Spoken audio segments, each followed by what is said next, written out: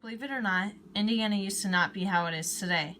There used to be no schools, no other buildings, no roads, and even no people. Indiana was not a first settlement for the Indians. So when it came time, they had to ask themselves, how do we survive? Where do we settle? What do we eat? Let's travel back to when it all happened in the 1700s. Throughout the 1700s, there were 5 major Indian groups that made Indiana their home. Potawatomi, the Kickapoo, Shawnee, Delaware, and Miami. They were all new to the land, so they had to learn how to survive.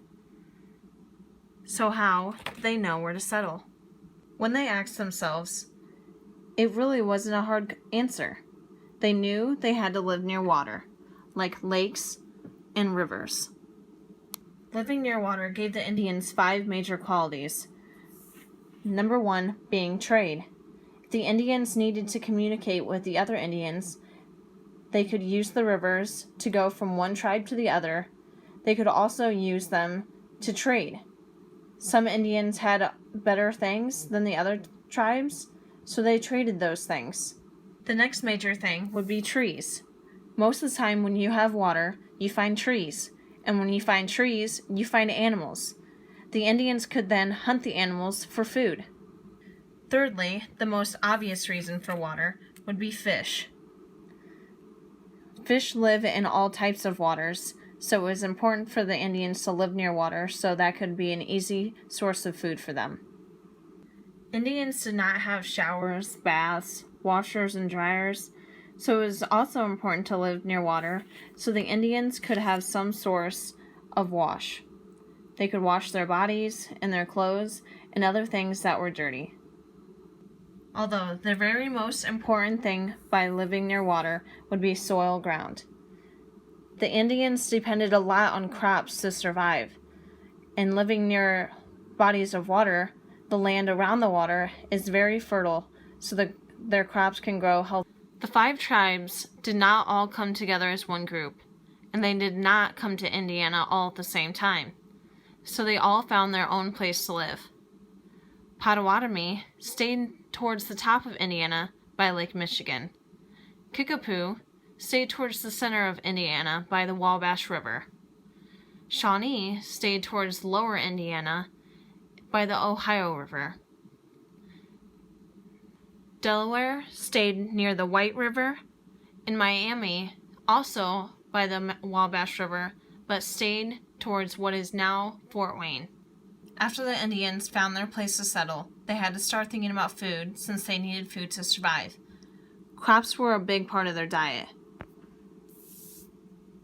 They were easy to grow a lot of them without a lot of work. Corn being a big part of their crops. But they also grew pumpkin, different gourds, squash, and sunflower. Crops were good for the Indians, but they didn't have special pesticides and other things that they could put on their plants to keep them away from bugs. So, what else could they eat to survive? Indians also had to hunt for a lot of their food.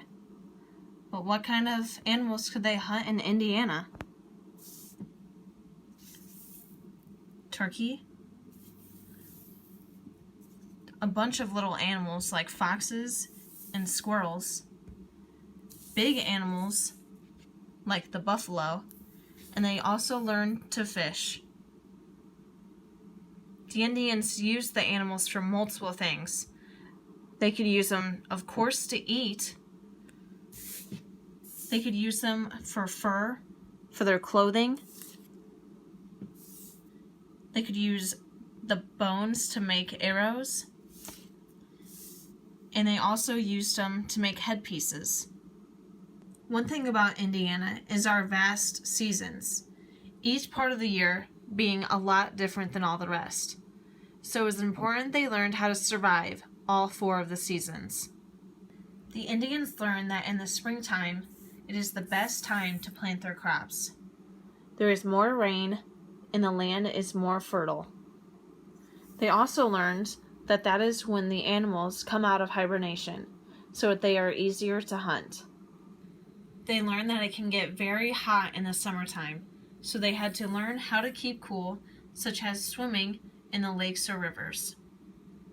They learned that fall was a very nice season in Indiana. As the leaves began to change, it became a very beautiful state. They learned that it was the best time to pick their crops, and they also learned that the animals were getting ready for hibernation. The Indians quickly learned that winter was not an easy season. They had to learn how to keep warm by using fire and from using furs from animals. They had to keep themselves warm, and they had to learn how to keep their homes warm. They also learned that hunting was not easy in the wintertime because a lot of animals hibernated. They also learned that with winter came disease. They didn't have medicines like we do, so they had to learn how to use plants as ointments and their type of medicine. The Indians did not have jobs like we do today. The parents didn't leave in the morning to go off to work, and the children didn't leave to go off to school. Instead, they had their own roles. Each person did something different to help make the tribe thrive. The men spent most of their time away from home, the major reason being hunting.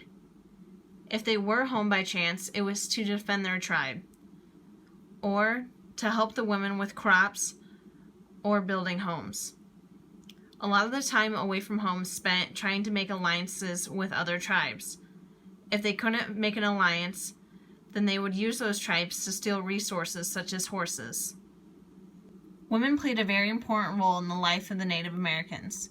They were more than just mothers of the tribe's children.